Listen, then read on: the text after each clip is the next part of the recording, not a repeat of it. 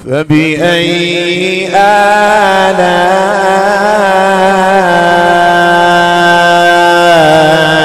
ربكما تكذبان۔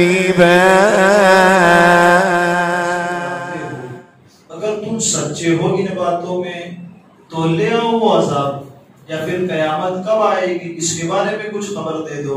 اس پر نبی اکرم صلی اللہ علیہ وسلم نے پھر جواب عنایت فرمایا کہ حقیقت میں قیامت کا علم اللہ تبارک و تعالیٰ کے پاس ہے، ہاں میں تو آپ لوگوں کو تمہیں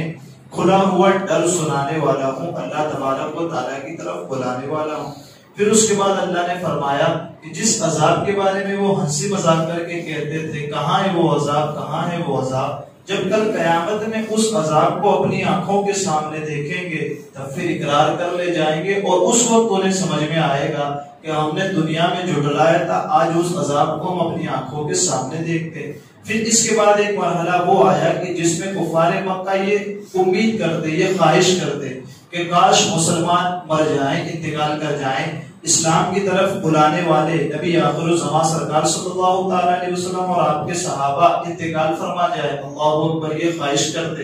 اس پر نبی اکرم صلی اللہ علیہ وسلم نے ارشاد فرمایا کہ اگر ہم انتقال کر بھی جائیں تو پھر یہ کہ رب نے ہمارے لیے جنت کا وعدہ فرمایا ہے، ایک یہ، اور اگر دوسرا اللہ تبارک و تعالی ہم پر رحم فرمائے اور ہماری عمروں کو زیادہ فرما دے۔ لیکن تم اپنے بارے میں یہ کہو کہ جب رب تمہیں عذاب دے گا تو تمہیں کون بچا پائے، یہ کفار مکہ کے بارے میں کہا۔ پھر آخر میں یہ آخری دو آیتیں سورہ ملک کی، اب انشاءاللہ قریب آج سورت ختم ہو جائے گی، جس میں اللہ تبارک و تعالیٰ نے فرمایا محبوب پھر ان سے کہیں آپ قل هو الرحمن آمنا به وعلیہ توکلنا فستعلمون من هو فی ضلال مبین، تمہارا کیا راستہ آگے وہ ہمیں نہیں معلوم، لیکن ہمارا اپنا جو راستہ ہے، محبوب کیا فرماتے ہیں، ہمارا اپنا طریقہ آگے وہ کیا ہے، محبوب ارشاد فرماتے، محبوب آپ فرما دیجئے وہی رحمان ہے، قل هو الرحمن، وہی رحمان ہے، آپ اس پر ایمان لاتے، آمنا بھی ہم اس پر ایمان لاتے، وعلیہ توکلنا، اور ہم اپنے تمام کاموں میں اسی پہ بھروسہ کرتے، فستعلمون من هو فی ضلال مبین، تو اب تم جلد جان جاؤ گے، کیا جان جاؤ گے، کھلی گمراہی میں کون ہے، پیدا کرنے والے رب پہ بھروسہ کون کرتا ہے، اور پیدا کرنے والے رب کے علاوہ پہ بھروسہ کون کرتا ہے، یہ ہم قریب تم جان جاؤ گے۔ پھر آخری آیت میں اللہ فرماتا ہے قل ارائیتم ان اصبح ماؤکم غورا فمن یاتیکم بماء معین، محبوبہ پھر فرما دیجئے کیا، بھلا دیکھو تو اگر صبح کو تمہارا پانی زمین میں چلا جائے، صبح کو یعنی کہ صبح اٹھتے ہیں تو انسان کو پانی کی حاجت ہوتی ہے، پہلے ابھی ایسا ہے کہ موٹر کی سوئچ دبائے اور پانی آ جاتا ہے، لیکن پہلے تو کنویں پہ پانی بھرنے کے لیے جانا پڑتا تھا، کہیں تالاب وغیرہ میں پانی لینے کے لیے جانا پڑتا تھا، اس وقت کا حال بیان فرمائے جاتے ہیں قل ارائیتم ان اصبح ماؤکم غورا، بھلا دیکھو اگر صبح کو تمہارا پانی زمین میں دھنس جائے، جب تم پہنچے کنویں کے اوپر، رات میں تو ایسا تھا کہ کنویں کے اوپر پانی تھا، لیکن جب تم صبح نکالنے کے لیے پہنچے تو پانی چلا گیا زمین کے اندر، تو فرمایا جاتا ہے بھلا دیکھو تو اگر صبح کو تمہارا پانی زمین میں دھنس جائے تو وہ کون ہے جو تمہیں نگاہوں کے سامنے بہتا ہوا پانی نہ کر کے دیتا ہے، رب تبارک و تعالیٰ۔ یہ دو آیتیں بیان فرما کر کے کفار کو بتایا گیا کہ اے کفار، آپ صلی اللہ علیہ وسلم ان سے کہہ دیں، ان مشرکین سے، کہ جس کی طرف ہم تمہیں دعوت دیتے ہیں، یہ بار بار ہم آپ کو بلاتے راہ راست کی طرف، ایک معبود کی طرف، وہ رحمان ہے، وہ رحیم ہے، ہم اس پر ایمان لاتے ہیں اور اسی کی عبادت کرتے ہیں، اور تم اس کے ساتھ کفر کرتے ہو، اور ہم نے اسی پر بھروسہ کیا اور ہم اسی پر بھروسہ کرتے ہیں، اپنے تمام امور، اپنے تمام کام اللہ ہی کے سپرد کرتے ہیں، لیکن جب تم پر عذاب نازل ہوگا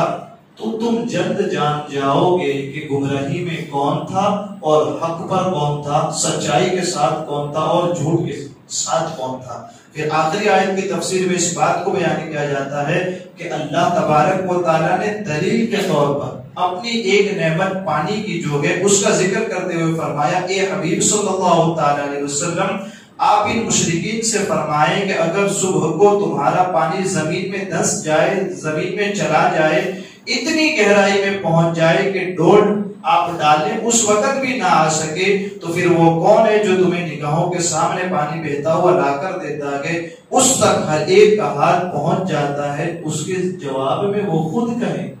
جب آپ ان سے یہ پوچھیں گے کہ پانی چلا گیا اب کون لا کر کے دے گا تمہیں اوپر، تو پھر وہ خود کفار کہیں گے کہ یہ تو اللہ تبارک و تعالیٰ کا کام، یہ قدرت رب کی مانتے ہیں لیکن اس پر ایمان نہیں لاتے، مانتے ہیں اللہ کی قدرت کہ ہاں وہ قدرت والا رب ہے جو یہ سب کرتا ہے، لیکن اس پر ایمان نہیں لاتے، یہ صرف اللہ ہی کی قدرت میں ہے۔ تو اس وقت ان سے کہا جائے گا کہ بت جو کہ کسی چیز پر قدرت نہیں رکھتے، بت مورتیاں